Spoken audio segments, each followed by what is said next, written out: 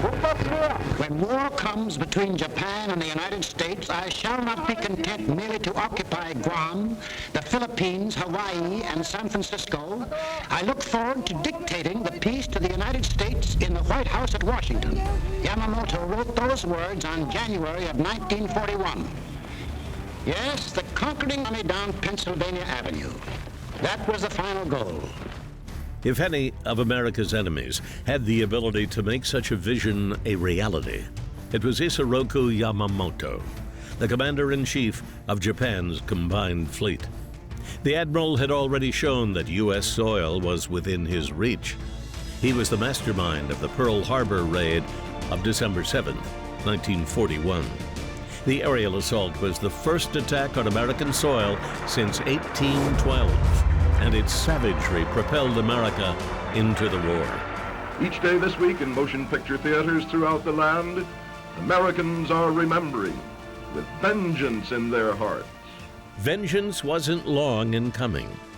4 months later, on April 18, 1942, the U.S. aircraft carrier Hornet, under the command of Lieutenant Colonel James Doolittle, sent B-25 bombers swooping over Tokyo at treetop level, dropping 500-pound bombs. Now, the interesting thing about the Doolittle raid, what was so, in the short term, important about it, is that that is the first attack on the Japanese homeland.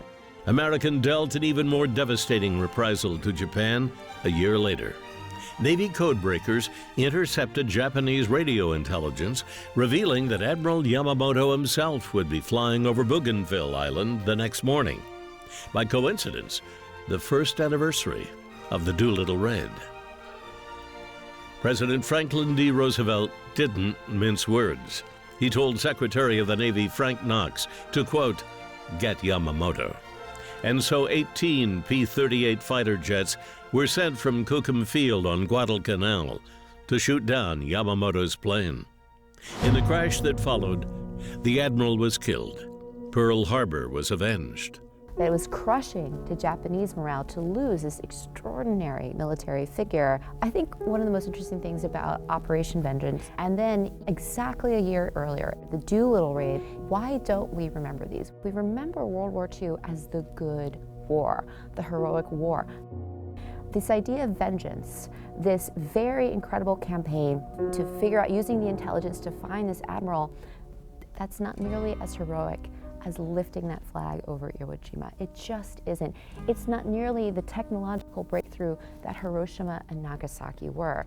It also doesn't unleash that kind of style of raid. It's just yet another use of intelligence. One of the other reasons why this is a hard thing to remember, there's a lot of controversy about who actually killed him. Captain Tom Lanphier and Lieutenant Rex Barber both claim to have shot down Yamamoto's plane. The dispute continues among historians to this day.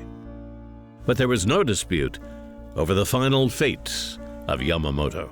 You lose this incredible figure for the Japanese, this incredible blow to morale. Who will lead us now? But it's one more story in these brutal takings of these islands, and taking those islands was hard.